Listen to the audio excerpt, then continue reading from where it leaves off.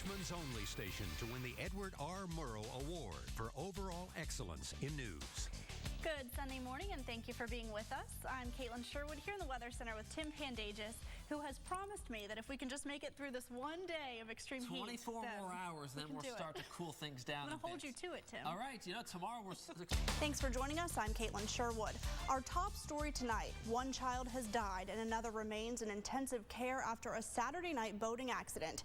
8 News reporter Amy O'Bear has the latest. Welcome back, everyone. John's here with me now for a final check on the weather. I'm happy because the sun came out finally. You were very happy yesterday because it was much cooler. Right. She ran her first ever 5K yesterday. First one. It was fun. It was a fun run. So we got sprayed with color. No pressure. No pressure. I'm ready to do another one though. So good. Now we'll put the pressure on her and get the stopwatches going. So fortunately, you're not running tomorrow, I hope, because it's going to get a little. Richmond police are investigating multiple violent robberies that happened in different locations throughout the city. Officers responded to 6 different robberies and attempted robberies over a few days. In each case, the victim was shot, punched, or put in a headlock. None of the victims were seriously injured. We spoke with one man who works where one man was attacked. It's never actually bothered me. I've always thought, like I said, with the city jail being right behind us, that it'd be a little bit safer area. I mean, we do keep everything locked and chained up. Police have made arrests in 2 of the cases, and we're told they have strong leads in some others. If you have any information on any of the crimes, call Crime Stoppers at 780-1000. A vigil is planned tonight in Aurora, Colorado to honor the victims of the deadly theater shooting. President Obama met with the victims' families this afternoon. Meanwhile, investigators say the suspect, James Holmes, may have been planning the mass shooting for months.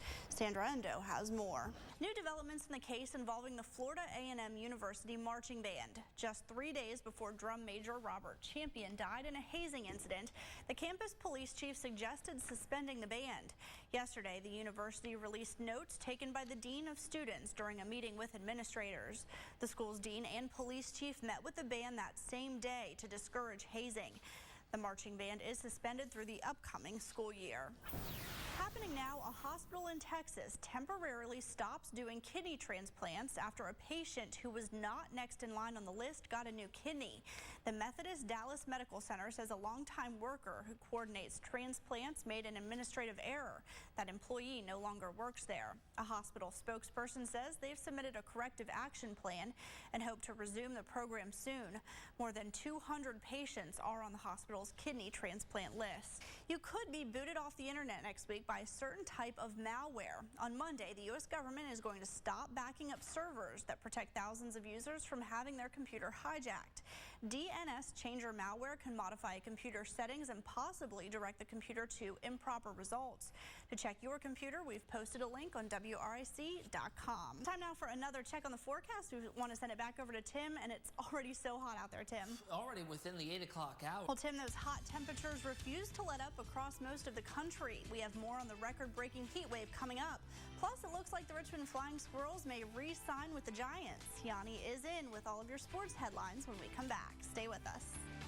Welcome back. Well, the extreme heat isn't just affecting our area here, Tim, but its latest victim is this pavement here in Chicago. Yeah, as you can see, the pavement beginning to buckle there and turned parts of Columbus Drive.